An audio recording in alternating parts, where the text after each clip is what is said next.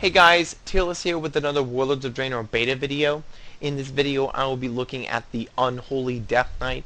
I'm looking into their major changes, their new changed and removed abilities, their new glyphs, their new Draenor perks, and then finally their new changed and removed talents.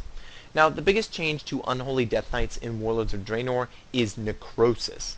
What is Necrosis? Well, Necrosis is a new ability that causes the Death Knight to gain 5% more of the multi-strike stat from all sources. It also causes the multi-strikes from Scourge Strike, Festering Strike, Plague Strike, Soul Reaper, and Blood Boil to deal additional damage as Shadow. If you're confused as to what multi-strike is a new stat that has been introduced in Warlords of Draenor that really mimics the old Marksmanship Hunter Mastery, or more commonly, the old Elemental Shaman Mastery. Essentially, Necrosis makes multi-strike the main or primary secondary stat for Unholy Deathknights. Now, every spec in the game received an ability that kind of dictates what their main secondary stat will be. However, Necrosis has that second portion that adds shadow damage to the multi-strikes of several abilities, and it just kind of emphasizes the importance of multi-strike to Unholy. Now, why did Blizzard do this? Well, multi-strike is a new stat, and I think they just kind of wanted to change the Unholy playstyle just a little bit. So, Unholy Deathknights will be pursuing multi-strike as their main secondary stat. The second major change to Unholy Deathknights in Warlords of Draenor is that diseases will no longer dictate the damage of Scourge Strike. Before, Scourge Strike always had damage modifiers built into its damage equation that would increase its damage based on how many diseases were applied to the target. Those damage modifiers have been removed, and now Scourge Strike will now deal baseline damage no matter what. I honestly think it's a great change to no longer have Scourge Strike and diseases linked together. The last major change to Unholy Deathknights, or really Deathknights in general, is that the 60 and 75 tiers in the talent tree have switched places. Blizzard wanted to give leveling Deathknights access to the rune regenerating abilities a little bit quicker. They didn't want them to wait till level 75, so that is the entire reason behind the change of, swapping those two talent tiers. There is one new ability for Unholy Deathknights in Warlords of Draenor, and that is Dark Succor. Basically, that is an old glyph that has been made a passive. That is the glyph was, the increase to your Deathstrike healing based on whether or not you just killed an opponent that granted experience or honor. That has now been, just converted straight into a passive ability for Unholy Deathknights, or Deathknights as a whole. There are several changed abilities for an Unholy Deathknight. The first of these is Army of the Dead. Army of the Dead no longer will require you to stand still while casting, or even cast it. The ghouls will still take the same amount of time to, rise up from the ground, but you can move while casting, and probably most important, you no longer have to worry about being interrupted. So I can run around and cast my ghouls, and they will just pop out of the ground. No problem. Definitely a great change, great quality of life change there for Army of the Dead. The next changed ability for Unholy Deathknights is Even Plaguebringer. It will no longer apply the physical vulnerability effect. Basically, any type of physical vulnerability effect has been removed from the game. That application just has been removed. Frost Deathknights lost brittle bones, so basically just removed from the game. Sudden Doom will no longer reduce the cost of your Death Coil, so when that procs, you will no longer get that, runic power cost reduction. Raise Dead had all of the effects of Master of Ghouls pretty much baked directly into it, so it now has a 1-minute cooldown, and it's a permanent pet, etc. Unholy Aura will now grant an additional 3% versatility. Versatility is another new stat in Warlords of Draenor that basically just buffs everything all around. So in addition to the haste buff that Unholy Aura provides, you also get the 3% versatility buff. It's just nothing more than a buff to your raid utility. Anti-Magic Shell is no longer bound by the 50% health cap. Before, Anti-Magic Shell would only absorb up to 50% of your health. Now, Anti-Magic Shell will absorb 75% of all incoming damage for the entire 5 seconds. It does not matter, what your health pool is, it will just continue to absorb. Icebound Fortitude will now only last 8 seconds as opposed to 12 seconds. Deathstrike, the heal on Deathstrike no longer is dictated by the previous damage taken. It now is just flat healing, straight healing across the board. It's not, any type of complicated formula. It's just straight healing.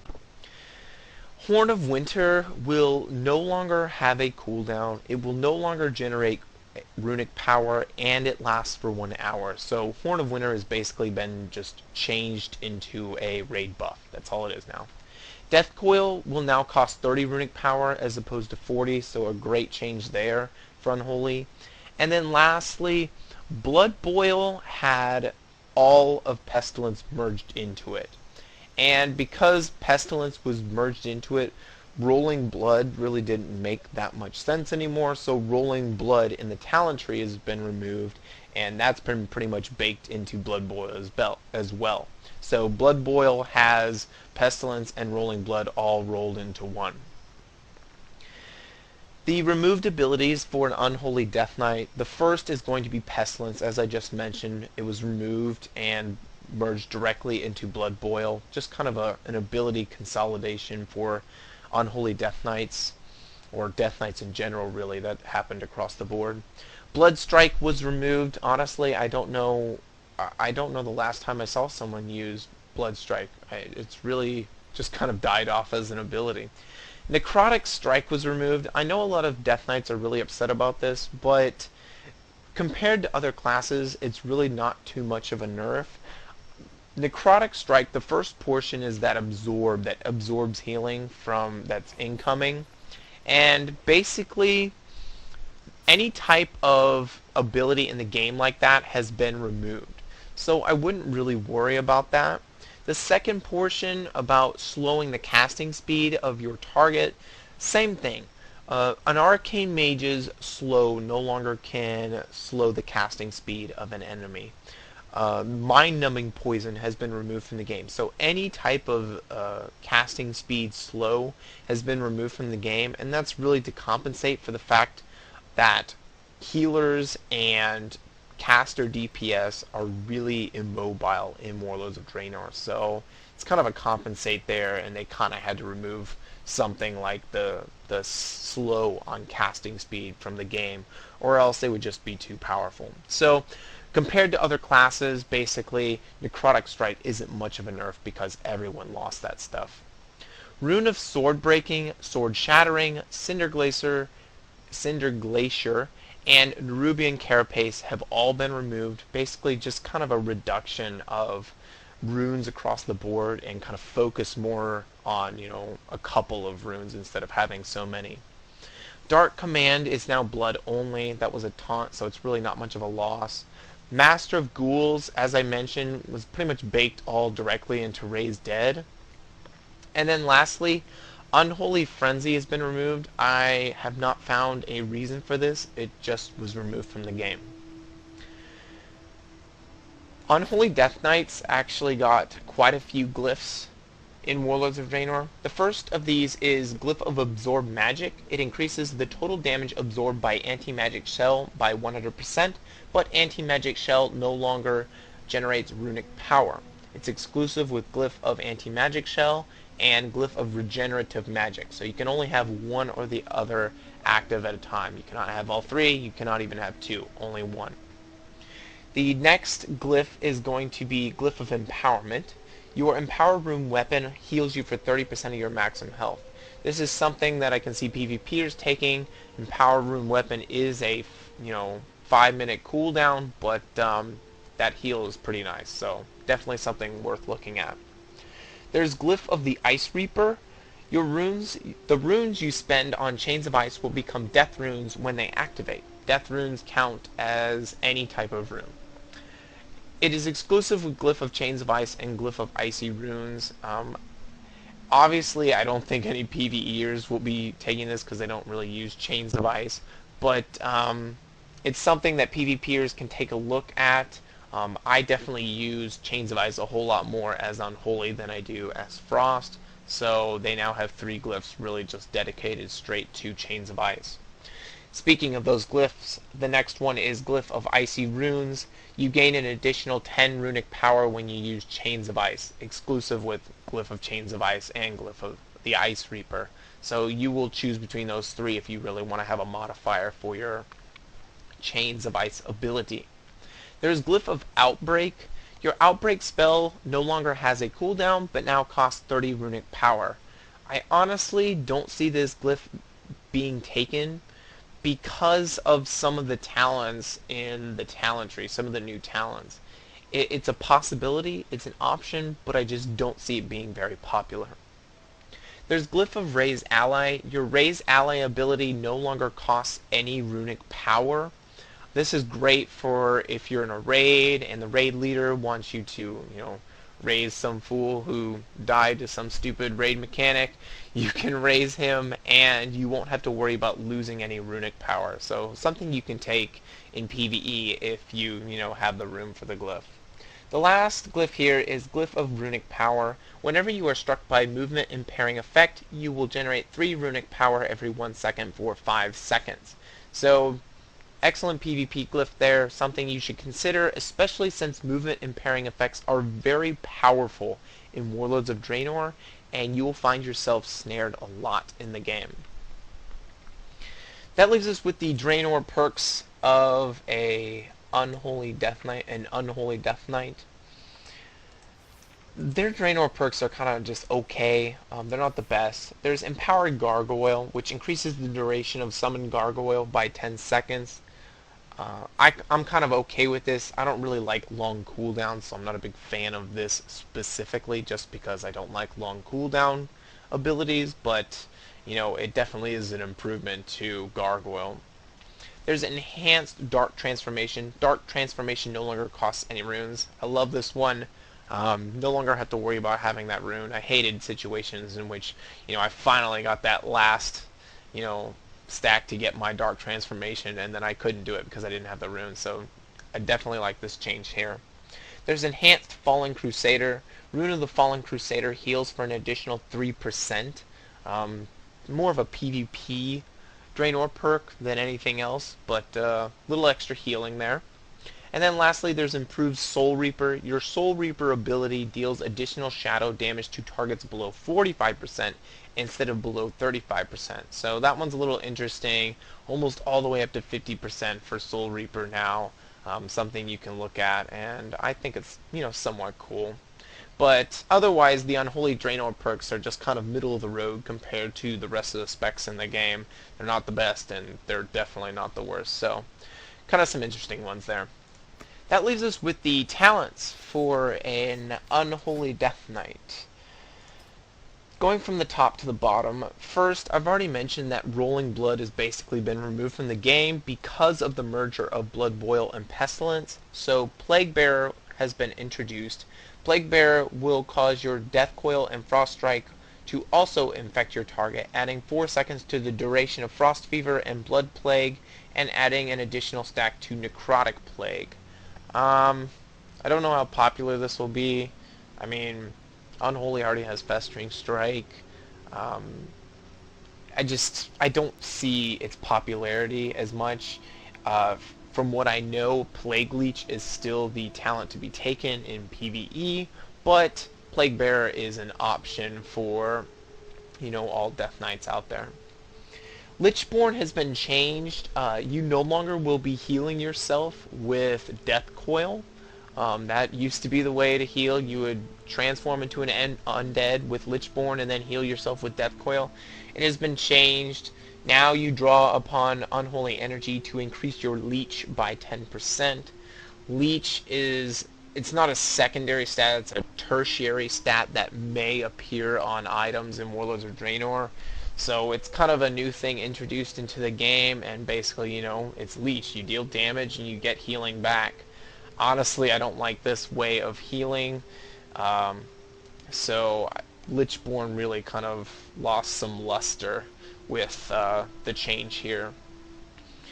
The level 60 tier, all 3 talents have been changed in how they function in terms of their activation possibilities. For example, Runic Corruption used to be 45% flat chance, for it to have a chance to activate. Now it's whenever you spend Runic Power, you have a 1.5% chance per Runic Power to gain the rune regeneration, to increase your rune regeneration rate by 100%. Since Death Coil is 30 Runic Power, this does not change anything. The entire tier does not change anything for Unholy Deathknights. I'm just letting you know that those damage formulas have changed. It changes for Frost, but it will not change for Unholy. Death Pact no longer will sacrifice your minion, so that's really great. You no longer have to sacrifice your minion to get the heal out of Death Pact, and it also absorbs incoming health equal to 25% of the max health, so got a little bit of a buff there. Definitely a great change to Death Pact. On level 90, Desecrated Ground, a little addition here. While standing in the corruption, the Death Knight will now also be immune to roots and snares, in addition to effects that cause loss of control. As I mentioned earlier, roots and snares are going to be very powerful in Warlords of Draenor, so this, in my opinion, from a PvP perspective, really brings it up to par with Remorseless Winter and Gorfiend's Grasp. That leaves us with the level 100 talents for an Unholy Deathknight. The first of these is Defile. Defiles the ground targeted by the Death Knight. Every 1 second, if there are any enemies standing in Defile, it deals 2200 Shadow Frost damage to them and grows in radius and damage by 2.5%. Enemies standing in your Defile deal 10% less damage to you, and it replaces Death and Decay. This is pretty cool. I love how it expands in size, especially if you have several targets in the area. I'll go ahead and use it here so you can take a look at it. I believe this ability was ripped off of the Lich King fight, so Unholy Deathknights or Death Knights now have access to Defile.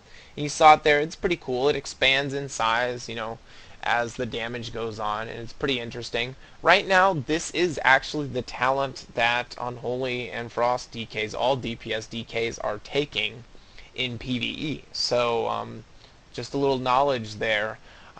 But the next talent here is going to be Necrotic Plague. Necrotic Plague is a powerful disease that deals 291 Shadow Frost damage per stack every 2 seconds for 30 seconds. Each time it deals damage, it gains 1 stack, and infects another nearby enemy within 8 yards if possible. You gain 2 runic power whenever a target infected with Necrotic Plague attempts to attack you. It replaces Blood Plague and Frost Fever, and is applied by any ability which applied either. This effect cannot be refreshed, and it gains 1 stack instead. That is a mouthful. It is a really cool ability. It combines your diseases into one for one. That's really cool. To have your diseases combined into one, you don't have to worry about applying both of them.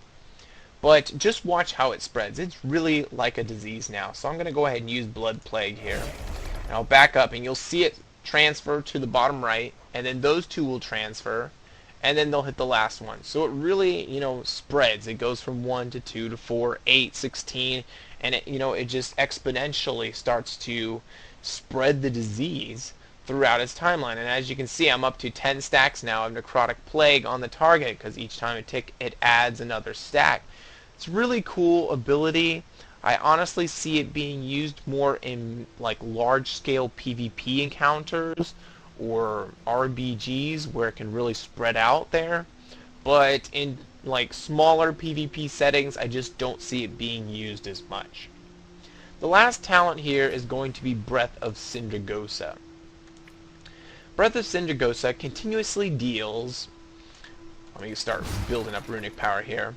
Breath of Sindragosa continuously deals 6,300 Shadow Frost damage every 1 second to enemies in a cone in front of you within 12 yards and affects them with Mark of Sindragosa for 6 seconds.